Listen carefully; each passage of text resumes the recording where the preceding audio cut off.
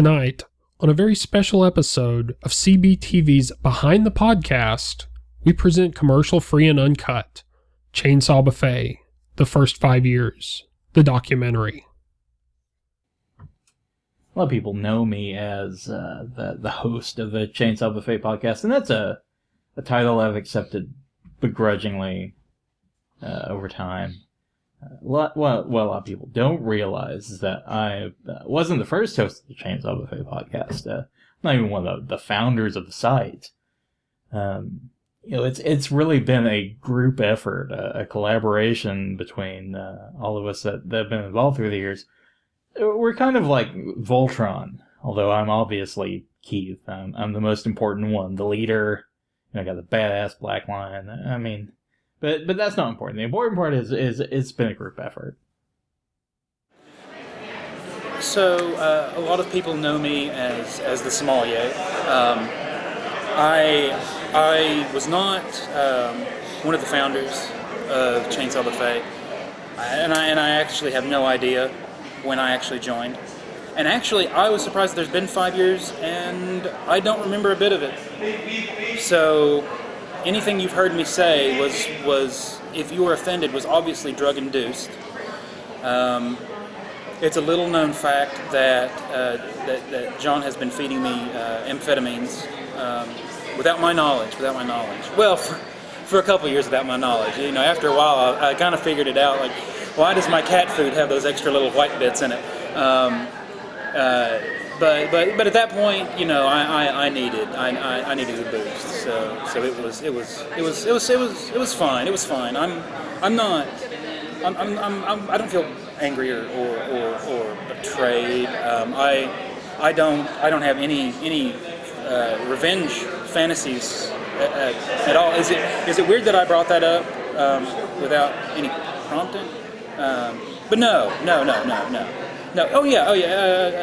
John's great. Yeah, John drugs me, and one day, vengeance will be, yeah.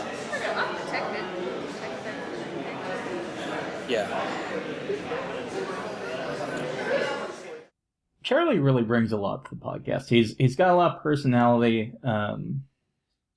He's got sort of a unique spin on things, and I like having that because it's nice to have a lot of strong personalities. Otherwise, it becomes sort of a podcasting circle jerk, so to speak. But sometimes he needs a little encouraging. Come out of his shell, so to speak. A few amphetamines. Just whatever I can find the cabinet, under the sink, whatever. Just something to get him up for the show. If Chainsaw Buffet were Voltron, I'd probably be Keith. Yeah, with the Black Lion. So, I'm Dylan. If you are familiar with the site, you may know me as the Maitre D' back when we thought we would do these crazy aliases, which didn't really last long. You probably don't know me as well if you've met us all in person. I'm that weird, creepy guy who's usually standing off to the side, unsettling people. It's kind of what I do. Everyone has their thing.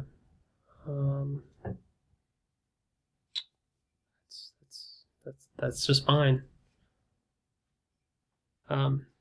So yeah, I'm not really the on camera talent. I mainly do like the editing and the tech stuff. I built the website. I host the website, things like that. That's kind of what I do at Chainsaw Buffet. And but John and Charlie, they're great guys, just great guys. But if they ever cross me, I could just pull the plug on this whole operation, and I would not even feel bad for a second. It just like that, gone. And God help them if they ever cross me, because my vengeance will be swift and sure, and everything that we've done will be erased from the internet. It'll just all be gone. Dylan? Yeah, Dylan's definitely been indispensable to the entire project. I mean, he hosts the site, whatever the hell that means, and he does some of the tech stuff, I guess. But, content-wise, he's kind of dead weight. I mean, oh, sure, he put up a website, but I mean, people do that shit all the time. How hard can it be? I mean, you want Ali Hillis on your podcast? This is the fucking guy. But a website, fuck that. Oh, Dylan. Yeah. No, Dylan is great. You would not know from talking to him that he was born without a personality. He's worked very hard. There's been a lot of therapy, a lot of electroshock. He doesn't talk about it. So if you meet him, maybe don't bring that up. Also, an amazingly lifelike robot.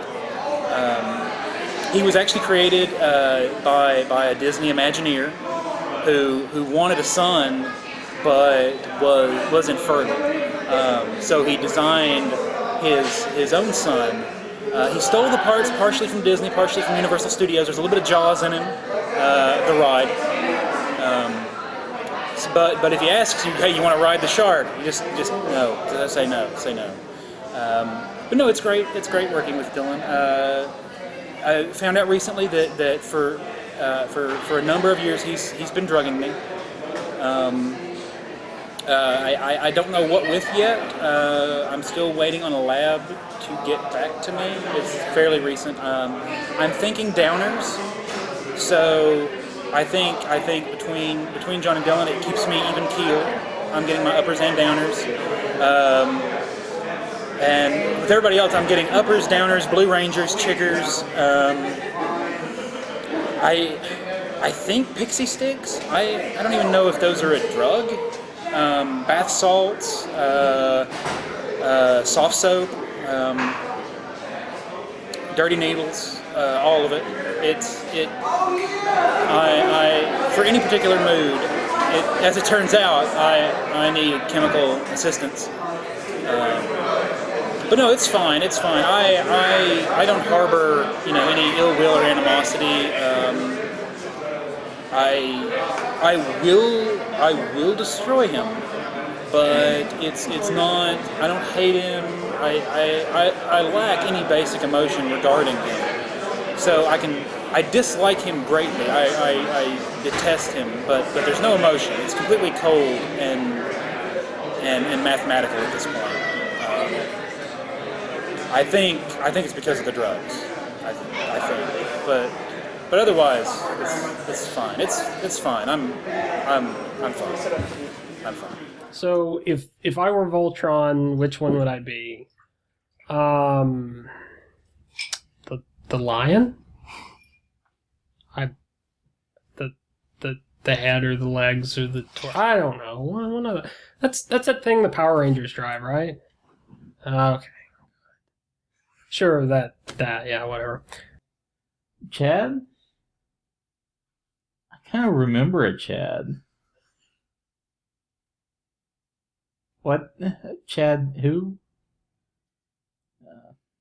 That name sounds vaguely familiar. Do you have a picture? That guy. I don't know. Maybe I've seen him at a convention or something. I don't really remember.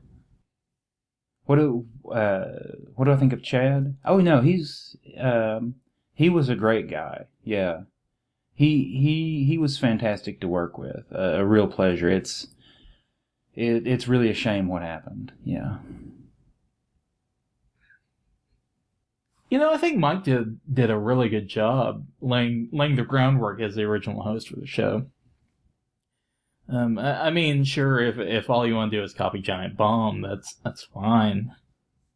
But I mean, I think that where we're at now is much better. I mean, we've actually got our own personality. We're not trying to rip anybody off, but whatever. I mean, he's doing things now for Game Marks. Is that still a thing? Did he stop that for something else? Is he doing a Bronycast now or something? I don't know. I don't keep track.